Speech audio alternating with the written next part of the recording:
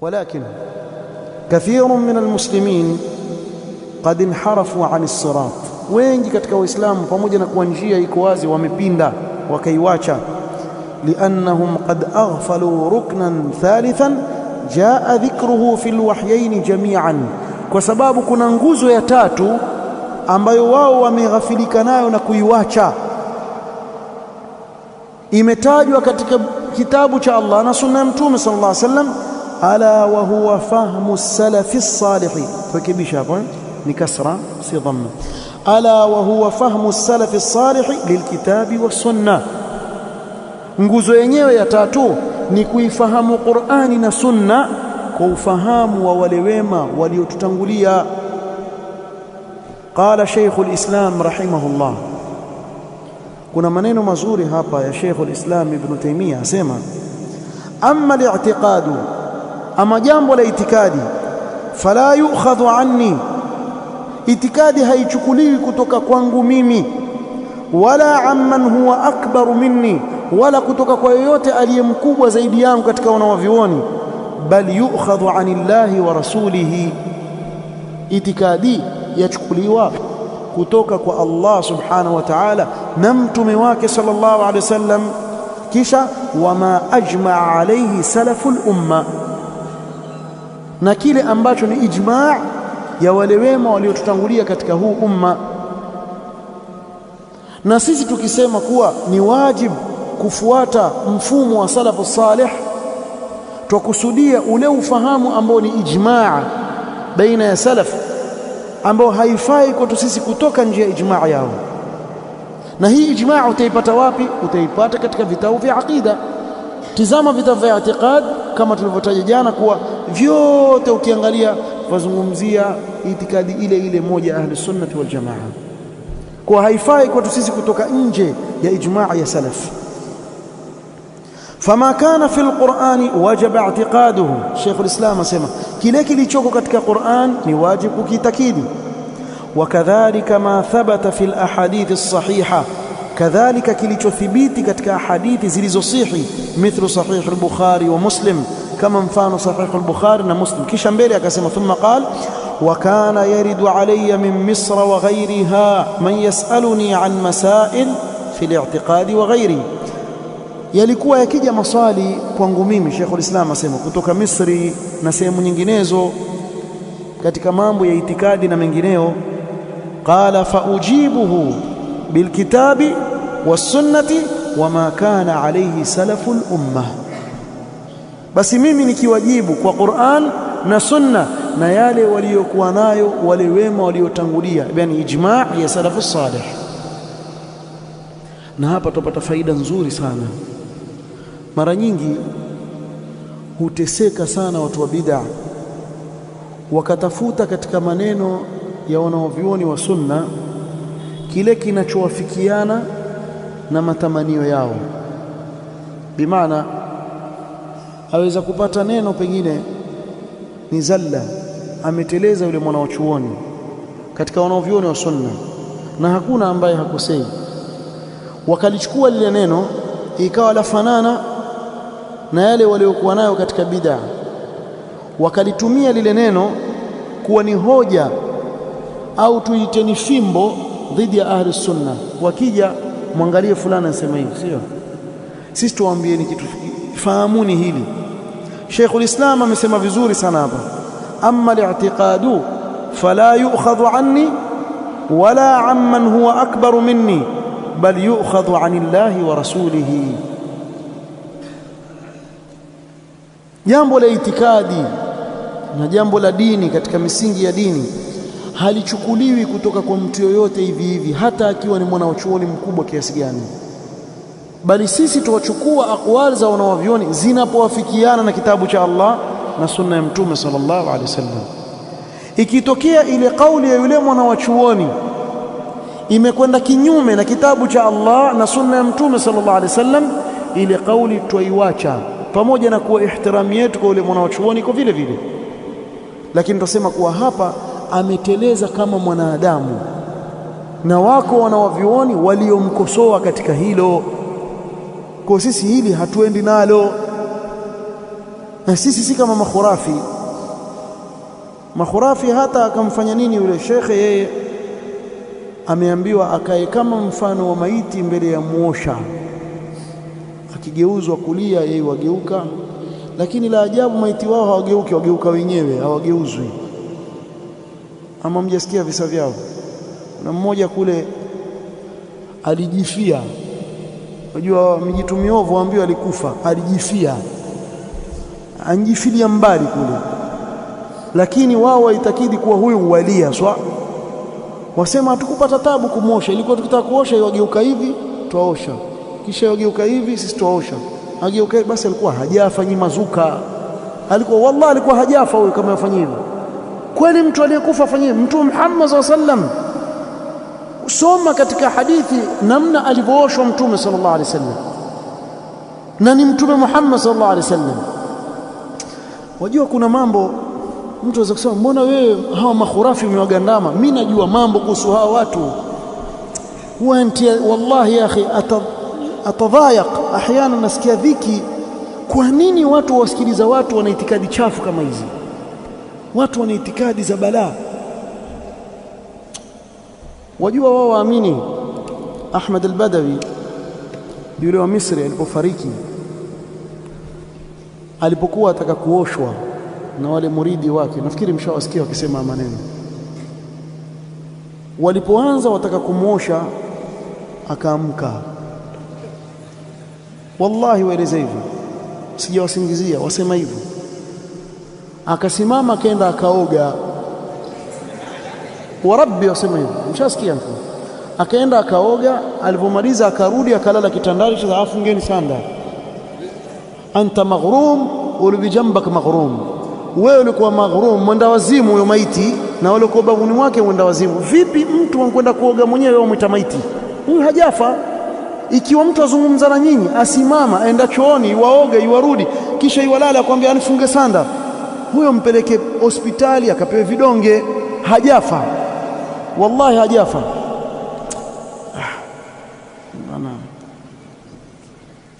Sasa mtu kama huyu atafute maneno Ibn Uthaymeen kwa mfano rahimahullah, Sheikh Ibn Uthaymeen ama Sheikh Al-Albani ama Sheikh Ibn Baz, kisha kwambie Ibn Baz mwenyewe asema hivi. Sisi tukwambia Ibn Baz si Qur'ani wala si Sunna. Ibn Baz ni mwanachuoni, aweza kupata, aweza kukosea. Sisi turudi katika Qur'an na Sunna tunapozozana, Qur'an na Sunna tena, alafu tuzifahamu kwa ufahamu wa nani? Wa salafu salih ridwanullahi ta'ala alayhim. Kwa msitunge nyimbo kwenye maulidi. Kule kwetu wasema fungueni zitabu, huko kwenu wasema mmesoma vitabu gani nyie? Tunsoma hivi hivi Qur'an na Sunna. Ama una nyingine? Labda kama una Qur'an nyingine sio kwa hii yetu, basi hayo yako. Lakini tukisoma Qur'an na Sunna, haya mnayoyafanya hatuyaoni, ndio maana tuyapinga. فمصدر التلقي في الاعتقاد محصور عند أهل السنة في الوحيين المعصومين. Kwa hiyo masdar ya kupokea dini na itikadi kwa ahli sunnati wal jamaa, chanzo cha kupokea dini yao ni katika Qur'an na Sunna, wahi hizi mbili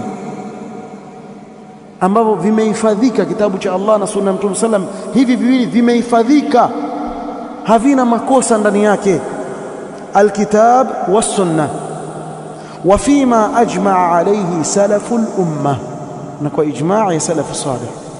لأن العقيدة توقيفية, kwa sababu itikadi ni tawqifiyya. Tawqifiyya maana yake nini? Ni kuwa la madkhala lil'uquli fiha, akili haitumiwi kutunga itikadi, yatumiwa kuifuata itikadi, si kutunga. Na tukisema hivi haimaanishi kuwa hatutumii akili. Hatutungi itikadi kwa akili zetu. Akili zetu tuzitumia kufuata ile itikadi tuliyoamrishwa kuifuata. Sasa maskini pia hili kuna wenzetu hawaelewi. Kuna mmoja alikuwa akizungumza akiwatusi watu wa Sunna kule kwetu, asema nitawapeni kisa, na wana watu wa ajabu, watu wa visa. Asema nitawapeni kisa. Kuna Wahabi amefanywa upasuaji wa akili, angalia istizana ifanye, kisha lile bongo lake likatolewa. Wewe ushamuona mtu bongo likitolewa kabaki hai, lakini yeye watu wa mfano mbona hata si maaguli. Lile bongo likawekwa, wale madaktari asema wakashona kile kichwa akasahau lile bongo nje. Sasa wakazungumza, tumfanya makosa gani? Tumsahau akili yake nje, huyo bongo lake msahau bongo nje. Sasa yule mwenzake akamwambia, usi wahabi hawa watumia akili, iwache tu tumshone hivi hivi, mwachana naye, hana haja nayo akili yake. Yani haya ni matusi eti watusi watu wa sunna kuwa hawana akili na wala hawatumii akili. Lakini wewe ukipima, nani atumia akili kiukweli? Yani nani atumia akili? Haya mifano ndio yataja hapa nyuma, kwa mtu mwenye akili aweza kuyakubali. Haya mifano ndio yataja sasa hivi hapa.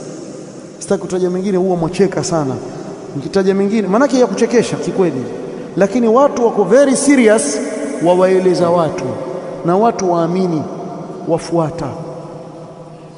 Lakini ukitizama itikadi ya Sufia ama ukitizama itikadi ya Rafidha, utakuta kuna mambo mengi ndani yake akili timamu ya binadamu haikubali.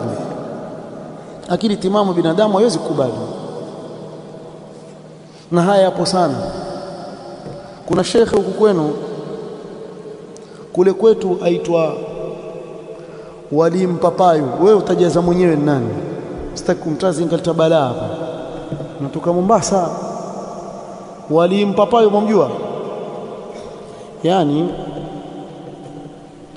kuna mzee ataka kumtuma mwanawe barua ampelekee rafiki yake. Kama sasa hivi sisi tuko katika nchi ya Zanzibar, ataka kupeleka barua mji wa Nairobi kule Kenya. Kwa akamwambia, mwanangu, chukua hii barua ipeleke kwa fulani. Yule mtoto akamwambia, nitaipeleka vipi? Nipe nauli ya kwenda kule. Akamwambia, sikupi nauli, panda juu ya mpapayo. Hankosa mti mpapayo, siweza kuanguka nao, lakini Allah, panda juu ya mpapayo. Yule mtoto akipanda akishuka yuko Nairobi. Umeelewa?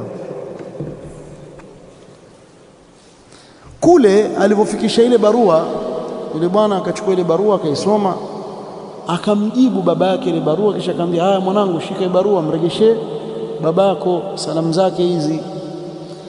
Akamwambia, sasa nitarudi vipi? Yule mzee bwana ni wali, akamwambia, kwani wewe ulikujaje? Akamwambia, mimi nilipandishwa mpapayu, nikishuka niko kwako hapa. Amwambia, mbona babako alikutesa sana, umpanda mpapayu? Akachora mstari yeye, akamwambia, ruka hapa. Yule kijana akiruka kwa babake. Ni mmoja kisa kimeelezwa hapa, kuna mtu amekieleza. Kama mjui, kule kwetu shekhe wenu aitwa nini? Aitwa Shekhe Mpapayu, sio Wali Mpapayu kule. Wajua kule Mombasa ukileta kama kali kama hii ndio jina lako. Kuna shekhe kule kwetu aitwa Mshangazi. Kama wewe umjui, nishawaambia kule kwetu, sijamtaja mtu, lakini ukienda Mombasa sema Shekhe Mshangazi, washaelewa nani. Kila ukileta mpya wewe kule kwa watu wa sunna watakubandika wewe hilo jina. Kwa hiyo kule kuna shekhe aitwa Shekhe Mshangazi, aitwa hivyo. Yani mpaka ukome kukosa adabu, litakuwa jina lako mpaka utakoma kukosa adabu. Sasa huu mfano ndio utaja hapa. Kuna waislamu wamekaa msikitini, waelezewa. Kweli mtu mwenye akili timamu akubali mfano kama huu na yuamini kuwa ni kweli? Kwa sisi tunasema sisi tuna akili zetu timamu, alhamdulillah, ambazo zaenda na dini yetu. Dini yetu haiendi kinyume na akili timamu ya mwanadamu. Kwa hivyo ikiwa ni mstari kuchorwa, angechorewa Mtume Muhammad SAW alipofanya hijra, ambaye amebeba sheria ya Allah kuifikisha kwa watu, wahi. Na alitoka akaenda Jabal Thawr, akakaa pangoni siku 3, atafutwa, atoke atumie njia isiyokuwa ya kawaida ambayo kuna hatari mpaka kufika Madina alayhi salatu wasalam. Haya yote yamefanyika kwa Mtume Muhammad SAW. Kwani sisi tuna shaka na safari al-Isra al-Mi'raj? Hatuna shaka nayo, hatuna shaka nayo. Ilikuwa Allah iwaweza kumteremshia Buraq, akaruka naye mara moja toka mfikisha Madina. lakini tunataka kufundishwa hapa kuwa Allah ameweka sunan katika huu ulimwengu, ni juu yetu sisi kufuata. Hata ashabul kahf Allah alikuwa yaweza kuwawacha vile vile mpaka siku wanapotaka waamke wakaamka, lakini Allah sema wanuqallibuhum dhata al-yamini wa dhata ash-shimali, tulikuwa tukiwageuza kulia na kushoto, kwa sababu kile kinachogusa ardhi kwa muda mrefu chaoza.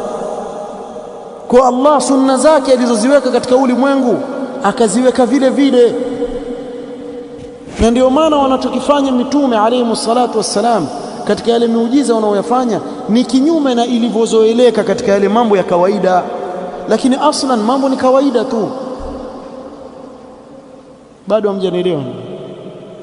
Huu ulimwengu Allah aupeleka na sunna zake na njia zake alizoziweka, na ukifahamu hii faida, wallahi alazim utakuwa na jawabu wewe ya kuwajibu ahlul bid'ah katika mambo yao kama haya. Wajua, kwa mfano Al-Habib, sisi tumwita Al-Baghidh, Ali Al-Jufri, kuna clip moja iliyozungumza kuhusu ile Ar-Rifai kuwa alikwenda Madina mpaka akafika kwenye kaburi la Mtume sallallahu alaihi wasallam, akasoma ile mashairi aliyosoma, akataka kumwamkua Mtume sallallahu alaihi wasallam, akamsingizia Mtume sallallahu alaihi wasallam ubana kuwa akatoa mkono wake kisha akamwamkua kisha akarudisha ule mkono ukatoka, akamwamkua akarudisha mkono wake. Sasa ukimwambia lakini hii ni kuwaje hii, mbona hili jambo huamini inna Allah ala kulli shay'in qadir, au tajibu nini? Kwani wewe uamini kwani Allah yaweza kila kitu? Sawa, mimi nikija hapa alfajiri nikiwaambia jana nilikuwa naruka, mimi meruka Zanzibari yote nikaitizama nchi yapendeza mpaka saa alfajiri mmekuja, ukiniuliza lakini ustadhi uliruka vipi wewe, huamini inna Allah ala kulli shay'in qadir? Kwa hiyo mtatulazimisha kuamini uongo mwingi. Kwa utapeli huu sisi tuwarudisha pale pale kwenye sunna Allah alizoziweka katika ulimwengu. Allah ameweka sunan katika ulimwengu ambazo hazibadiliki. Mtu akishakufa ashakwenda, wa min waraihim barzakhun ila yaumi yub'athun. Sasa wewe ukituambia kuwa kwa mfano kuna walii fulani ukienda kwenye kaburi lake yuwatoka yuanza kuzungumza na wewe, tutakwambia la. Katika njia Allah alizoziweka katika huu ulimwengu kuwa anayekufa yuko katika maisha ya barzakh, harudi tena huku. Sio, mnafahamu? Muhimu sana uelewe, asije akakutia shaka mtu. Ni kweli un'am billah, Allahu ala kulli shay'in qadir, lakini wewe unayesema hivyo, kwa mfano ukachukua kuku wako, yule kuku umemchinja ukampeleka bucha, ukamwambia yule mwenye bucha, hebu nikatie huyu kuku, naja kumchukua vipande vingapi? Mfanya 8 na mashine mimi nenda narudi. Ukienda ukirudi, yule mwenye bucha amwambia kuku wangu nipe. Una habari wewe nini? Yule kuku bwana aliamka akakimbia.